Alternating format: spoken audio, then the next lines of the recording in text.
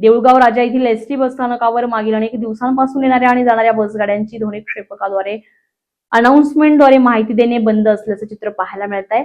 यामुळे बसस्थानकावर प्रवासांसाठी येणाऱ्या नागरिकांना मोठ्या अडचणींचा सामना करावा लागतोय। विशेषतः वृद्ध पुरुष, महिला, अशिक्षित नागरिक आणि दृष्टीहीन प्रवाशांना कोणती बस कोणत्या ठिकाणी जाते, बस कोणत्या फलाटावर लागली आहे किंवा बस सुटण्याची वेळ काय याची माहिती वेळेवर मिळत नसल्यानं त्यांची मोठी गैरसोय होते।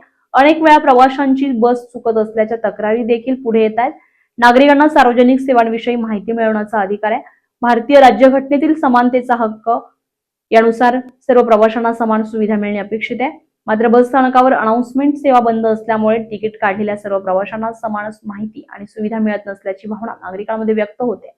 त्यामुळे नमूद केल्याप्रमाणे वृद्ध पुरुष, महिला, अशिक्षित नागरिक तसेच दृष्टीहीन प्रवाशांना समान सुविधा मिळत नाहीये। सार्वजनिक वाहतूक व्यवस्थेमध्ये प्रवाशांना वेळेवर माहिती देणे ही महामंडळाची मूलभूत जबाबदारी मानली जाते। त्यामुळे बस स्थानकावर येणाऱ्या प्रत्येक एसटी बसची नियमित अनाउन्समेंट करणे हे संबंधित कर्मचाऱ्यांचं कर्तव्य असल्याचं नागरिकांचं म्हणणं आहे। देऊळगाव राजा बसस्थानक प्रशासनानं तातडीने अनाउन्समेंट सेवा पूर्ववत सुरू करून प्रवाशांची होणारी गैरसोय दूर करावी अशी मागणी नागरिकांकडून होते। क्षितिज दार्जे, स्टार महाराष्ट्र न्यूज, देऊळगाव राजा।